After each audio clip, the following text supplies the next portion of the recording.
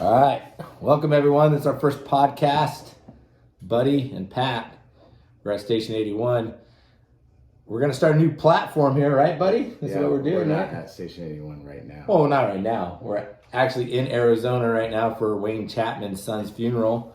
Waking up this morning, later this afternoon, we'll be going over there with his family. But we decided that this is going to be a good platform, right, buddy? Yep, I like it. This is how we're going to go. So we're going to get started. I think this is a good way for you guys to kind of understand what's going on in the union and life. And hopefully with Buddy here, he's going to be talking with us on multiple series of these shows and podcasts that we're going to do, hopefully over the next 2 years, right, buddy? Yeah, a lot of videos. A lot of videos, a lot of talking. So let's just start. Buddy's running for director. I'm sure you guys have seen him on the ballot. This is a concept between him and I think would be good, that we can get information out to everybody. So we're going to start with Buddy giving us about his platform. He's running for director. We want his vote. Staging is backing him already to be one of his directors. So Buddy, tell us about yourself. What are you running for? What's going on here? Yeah, so, I'll tell you about myself first. I was hired in 2010 on the hand crew, worked for 3 years, then went through Academy 38, was on Truck 64 for 4+ years, and went to medic school, and now I'm at Truck 81. That's your career. Yeah. That's so far, that's a good career. Yeah. What about your union guy? Yeah. Let's get to the union basics. So what makes you a good union guy? Right out of the gate on the hand crew, I started doing union work, and I didn't even realize I was doing union work because Superintendent Lamb at the time was trying to keep the crew. We were seasonal, and he had me tracking finances for the crew, giving them to Hiddo at the union and to Jim Ruane in executive management to justify our costs and benefit. So I started doing union business really early on. And sorry, by the way, that was my kid walking. I apologize. Yeah. We're just normal people. Sorry, bro. And I enjoyed doing that. And when we got laid off, and Joe Kerr and 3631 got us back early, I realized the power that the union has, and I just immediately wanted to be part of it. So as soon as I got off probation, I showed up, and Ray Guillen was president. I asked for a job. They had me start the social media. So did you do the stewardship program? I did do stewardship while I was on the hand crew, and even after that, official, unofficial, because the steward program has gone through a lot of different... Do you think that the steward program was a good program? At the time? Yeah. It had its moments. It had its highs and its lows. Yeah. It could always be better. I agree. Yeah. So anyways, I did the social media for 2 years. It was successful. I had a lot of good help, and that's it. I then transitioned and focused on my career. But the 2 years I was there, Ray gave me full access. The president at the time gave me full access, which is unusual because typically members go to the general membership meetings. Yeah. But there's usually meetings after that, and then there's the e-board meetings, there's events, and I got included in all that, and I sucked it up. I went to all of them. What I mean by sucked it up is I was loving the information and learning. Mm-hmm. So I did that. So you went to it was my full life. Yeah, I went to IFF training. I went, to the East Coast and did training, did stuff out here, and I was just reading and absorbing everything I could about the union. And so that has kind of built my foundation to this point. Fast forward, Tim was looking for new people. They have people transitioning in, transitioning out, and he was trying to find people that would, build out. Did you want to run before Tim asked you? Were you thinking? I wasn't really focused on running. No, it wasn't necessarily on my radar. Although, but you wanted to do. In the back of my mind, right? In the back of my mind, there was going to be a time where I was going to get very involved with the union, more so than I had been in the past. Which in the past, I was involved with everything. So. Yeah. Anyways, he said he had was transitions that people were coming off, and he was looking for some new members to round out his team. He knows, Tim and I have had our arguments in the past, especially those 2 years I was involved, disagreements. But the point is, we've always ended them amicably. Tim's always been super professional, very responsive to me, and from what I can see, any of our members. And he knows that we have some opposing viewpoints on some stuff. He didn't even ask me what my current viewpoints are. I'm thinking he just assumed I haven't changed, and I haven't. Good. And so I respect that. I like the fact that he's willing to take on that challenge. Okay. Which is me. we talked about it at the station before. Yeah. Transparency is something you kind of greatly believe in the union. Yeah. And in the past unions that you've worked with, I know that you've always had some pushback with transparency. It's always a delicate fine line when it comes to transparency in the union, which is understandable. There are some things that definitely shouldn't be out to the public and to our management. But where is your program for transparency in the future? What do you think in the next 2 years would be a good transparency to the union members and to the board members, so people can feel important and feel like they know what's going on? So there's a lot of tradition, right, in the fire service, in union business, and sometimes it's hard to evolve and change from that tradition. We get stuck in our ways, but with the changing in technology, with the changing in generations, nobody's going to argue that even in the 10 years I've been here, our membership has grown tremendously, number one, with the addition of Santa Ana and Garden Grove, as well as our new stations that we've added. But with that, also, our membership has grown, and it's also more and more of our members every year are either hired out of county or are moving out of county or out of state. So we're getting more and more spread out. The 4896 that we have now, you can have a general membership meeting that falls in the middle of a cycle. You just don't have people coming in and out enough to show up to those meetings. So at some point, and this format I like, but we need to do more to get the information out. And you've seen that. I have seen that with the current e-board and the e-boards in the past. They've done more and more to expand that information. What I'm hoping is just to bring a new angle in and some new ideas and just expand that even further. Yeah. And Tim knows that about me. And again, I think that's why another reason he's bringing me on board is he knows I'm going to give a different perspective. Yeah. So do you think, because the membership talks about it, right? We always hear that famous line of come to a meeting, right? Which it's two purpose. I believe you should come to a meeting and get information. Yeah. And if you're not coming to a meeting and you are here and come to a meeting, and we could bring the meeting to you. Exactly, and you're finding that offensive, right? This could be that line that we need, right? Because there is, like you said, a lot more people not able to make it these days, and our membership is becoming tougher and tougher. That's only part of the problem. So I'll real quick. When I first started going and getting involved, I was freaked out and then upset because nobody was showing up. Like I was one of 3 or 4 guys that would show up to the meetings, and that was problematic to me initially. I'm like, how could people not be showing up? How do they not care?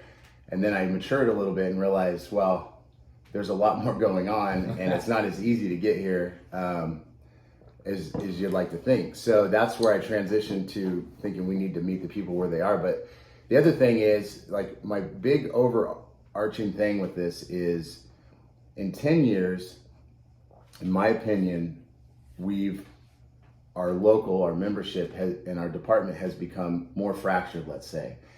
There's some cracks that are dividing us, and those cracks have grown. And there's a whole bunch of reasons, right? I already mentioned Santa Ana and Garden Grove. Those are different factions that came in to a department that already had factions, right? Yeah. You have South County, you have the West End, you have different departments that have come on different times. Yeah. Right around the time of our inception in 95. Yeah, exactly. And so those are different groups that have different, opinions and feelings. Yeah. Then you add in, we have a huge CAL FIRE contingency that continues coming in, including RRU. That's a different perspective. Same thing with San Diego, And then you add in these tiers that have happened, added more and more tiers to our let's just say pension and the way guys get paid with PEPRA and everything, that those are now new groups. Yeah. And then look at how many guys we've hired in the last 2 or 3 years. That's another new group. So anyways, to me, a union, it's in the name. A union, the power of a union is in is the people coming together and having one voice. When I started studying union history in the country in the 30s, Dearborn, Michigan, the Ford manufacturing plant, those guys worked 7 days a week. They worked crazy hours. They didn't have insurance. They didn't have work comp. None of that existed. And it wasn't, 0.01% of the membership with a whole bunch of money that made change. It was 80,000 workers marching on their headquarters, literally people fighting and dying, that got us the benefits that we enjoy today.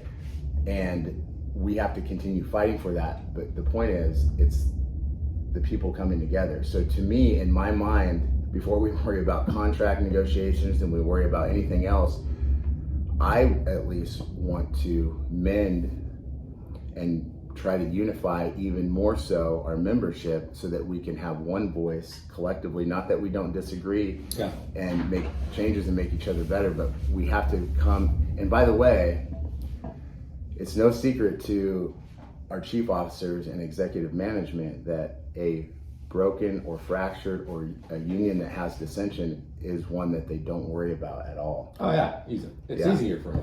It was it was recently described to me as Chief 101. Yeah. The idea that a broken union or a fractured union is one that's easily overcome. Oh, I agree. So let me bring this to the next point then, because it's the next question I'm going to lead you into, and it's actually good that you went this way with it, because right now it is elections, and we haven't seen people run in a very long time to actually start campaigning, and it seems we have a contest. We have a contest, exactly. For the first time in and it could be, we talked about it earlier today. Key positions. Yeah, it could be that today, we talked about it a little bit, is, you have the presidential election going on and people are fired up about that. So there might be more people in our union interested in this election. I think we're going to of see a bigger turnout. Exactly. Yeah. So bringing in, when you're talking about unity and bringing guys together, obviously this election, we have a couple candidates out there that are very hard set in their opinion, that are running for the board, and sometimes even to the point where they're creating almost distension, and they're slandering kind of the old union. They're breaking their opinions off, which is fine to have an opinion. It's good to have a race. But do you think that the tactic of coming off aggressive and angry towards the last union is a good platform to run your candidacy, or should we start working together? Yeah. Well, how do you feel about these candidates and their platform for running right now? We've talked about this. Because it is a big deal. Guys are getting text messages. Yeah. You see the forums on the union website right now. There's a lot of back and forth between candidates. Right. And it's almost like watching the president's candidacy. Do you think that's a good tactic? Should we be doing that way? Well, that's not my strategy. Again, if your premise is that we need to unify more than we are right now, then I don't know how you start that unification by coming out dividing. So to me, just those two things don't mix. For me, first of all, certainly we should hold our e-board accountable, right? That's the obligation of the membership. But we're also responsible for the e-board.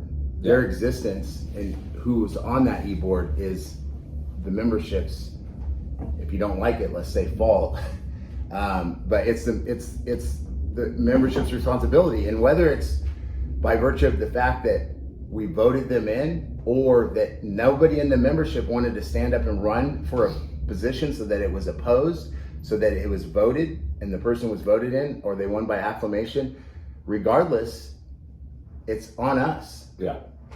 If only 9 or 10 guys put their name in the hat and they all make it to the e-board and nobody else challenged them, then by default, that to be undecided is to be decided, right? So if you're not gonna get involved and you're not gonna make a decision to run against somebody, then you have to accept the results. It's our responsibility. So to tear them apart or tear them down, there's a reason we're a destination department. Yeah.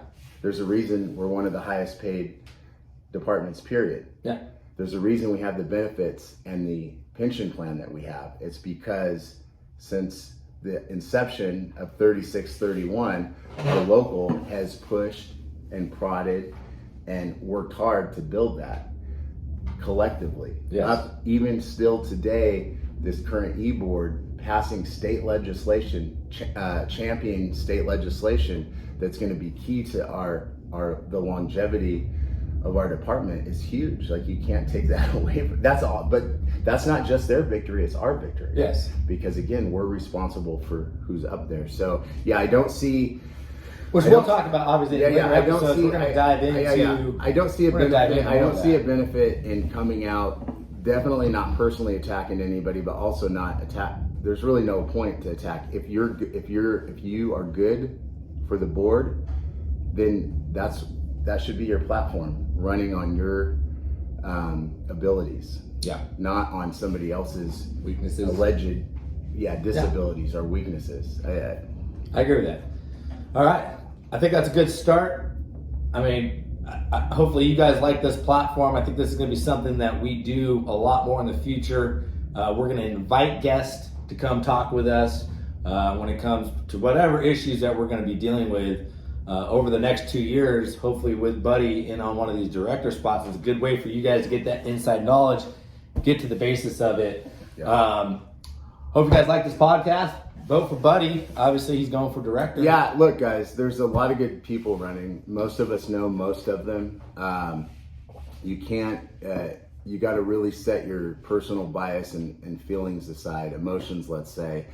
And hopefully, I feel like we all should try to just look at the facts. And you got to be realistic too. It's real easy for me to stand up here and point out all the problems with, let's say, our department or our local, and because we all know what they are and we all agree for the most part what they are.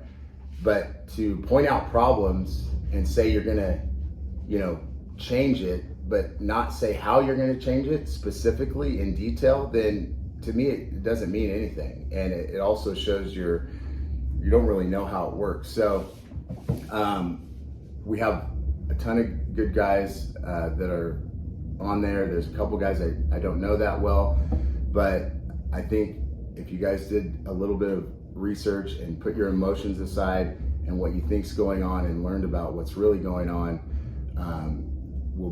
regardless, we're going to have a good board, and they're going to continue like they always have, whether I'm on it or not, doing right by us and gaining ground and making us stronger and better. We got to protect what we fought for in the past. We got to protect our future and fight to keep what we have and add more and not lose. I agree with that. All right. Yeah, just vote. Just vote. We have a contest. Biggest thing. Let's have the biggest, largest turnout. Yeah, that'd be epic, along with all these key positions being contested. I think it'll be real fun to see the membership vote. And, I like it. And then you're obligated, right? Yeah. Whoever votes for me, however many it is, if I get elected, I'm on the hook. I mean, I'm on the hook for everybody, but I'm especially on the hook to those people who put some trust into me. And then if they don't like it, we can bring them on the show, and then they can tell you off. Cheers. Cheers.